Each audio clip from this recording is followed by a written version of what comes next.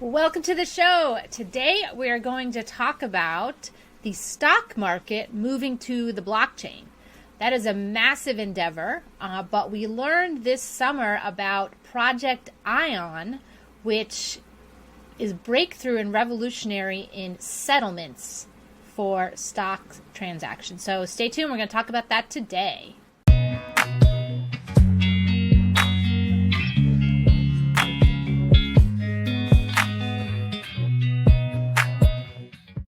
All right, welcome to the show. We're going to talk about Project Ion today. Project Ion was something that I learned about this summer as a press release was issued indicating that it had been successful. And it has to do with settling transactions using the blockchains for stock purchases. So just to give you a little bit of sense before we get into the weeds about what that means. So let's say you are on the floor of the New York Stock Exchange and you raise your hand. Hey, I want to buy 10 shares of General Motors, whatever. You then place that order, and then someone who is selling that stock will say, okay, cool, you can have that stock. We had communication that I want to buy the stock, and then the seller agreed to that transaction. So that is what we kind of refer to in the crypto financial world as payments. Like, we've agreed to do a transaction.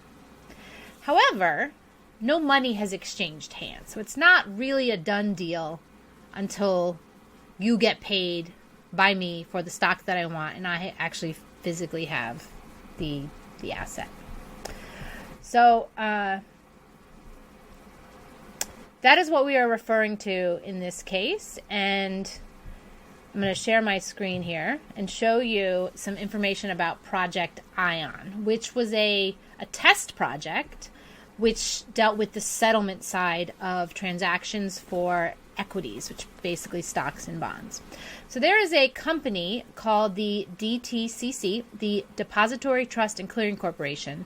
They are tasked with settling transactions for equities. And what that means is when two parties agree to exchange an equity like a stock, the actual money needs to get transferred. And that is the settlement portion of it.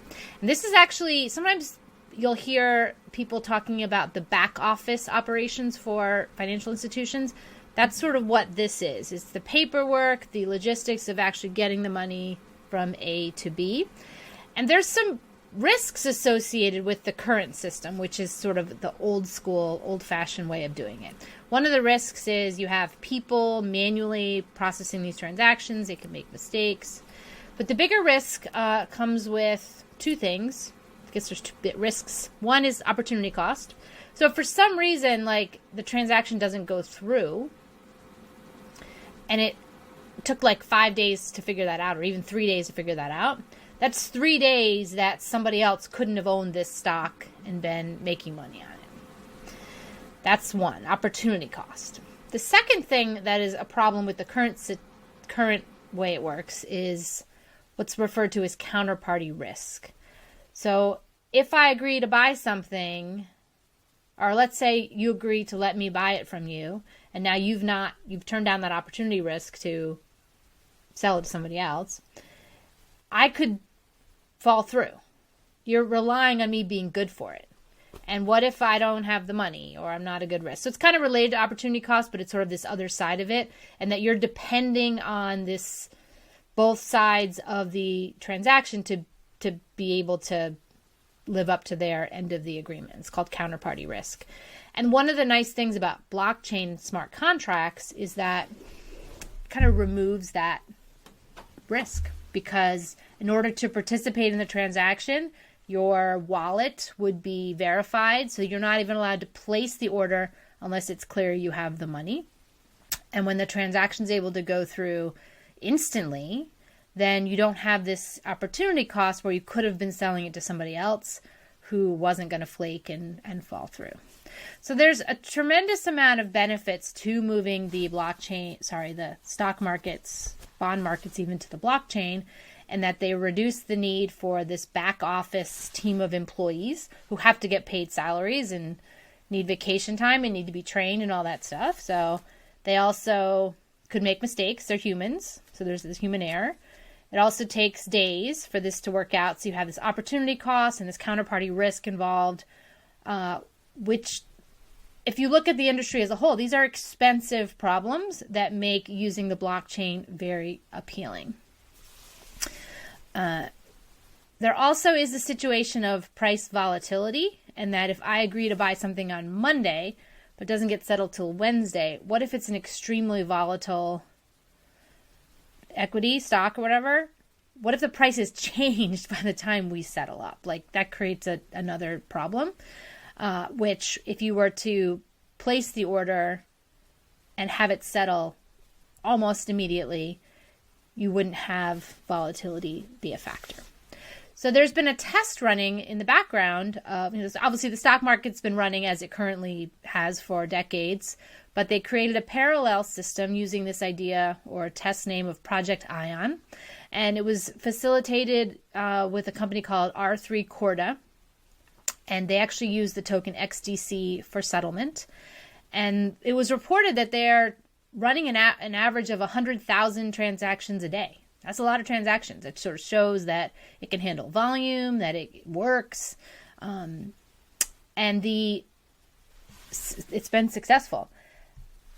Just to give you a little bit of scope to understand how big the DTCC is and how much money it handles, we're talking about $2 quadrillion worth of securities are being transacted annually. Like, that's a lot of money. So much money we can't even visualize that much money. It's 1,000 trillion. And this current system has been working for 20 something years. I guess it was founded in 1999, so it's been up for 23 years. And this big challenge is that it requires 2 days to settle. When you are a big company dealing with quadrillions of dollars, or even we'll even just round that down, you're just dealing with trillions of dollars. 2 days where you could have been doing something with that money is a big deal.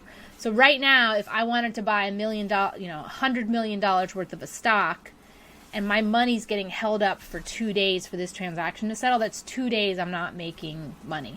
So this is an expensive thing. So the fact that this was able to reduce that time is pretty remarkable. And I just want to cover a couple of terms that sometimes are confusing with this space. So we're going to talk about clearing, settlement, and netting, because these are all sort of part of this Project Ion study. So the first thing is clearing is all the things that happen between the confirmation of the trade and the settlement. And so that's that's what DTCC deals with. It's handling all of the clearing steps. And that includes maybe a contract that everybody has to sign. They before this funds get settled, somebody checks to make sure, do you have the money? Let's make sure this is going to work out. That's the confirmation that funds are available. And there is actually the settlement. So there's multiple steps that happen right now manually. And the cool thing about smart contract technology is that could all be kind of programmed in to a smart contract that executes it very, very quickly. So that's the clearing side of it. Settlement is simply the exchange of funds. Right now, this is done with money in both parties' accounts, and they just sort of mess with your balance to sort of add credit or debit your account appropriately. But with blockchain, you actually are sending you're sending the access to the funds that are on the blockchain instantly. So settlement is the literal transfer of money. Now, one thing that happens currently is that if I'm buying a whole bunch of stocks, I don't necessarily need to settle up each one individually. We could add them all together into a batch, into a group, and kind of settle up once a day or once an hour, depending on how many you're doing. And that is what is referred to as netting. It allows you to batch a whole bunch of orders together and kind of settle up and manage the transaction at once. So these all sort of play into this Project Ion. These are part of the complexities around moving something like the stock market to the blockchain. I'm just wanting to cover a couple of those key terms. So the tricky thing and the unclear part about what's ahead for me means that this video probably won't age that well, because there will be likely a day where they switch over. You could refer to this as the flip the switch moment. We don't know. Maybe they're going to have to turn the current stock market off and everybody moves over to the new system and turn it back on, kind of reboot the financial system per se. No one has disclosed to us at this point publicly how that's going to work. I'm sure people who are insiders in that world might know. Somebody knows. I don't know. I'm not an insider in the world of the stock market or the bond market.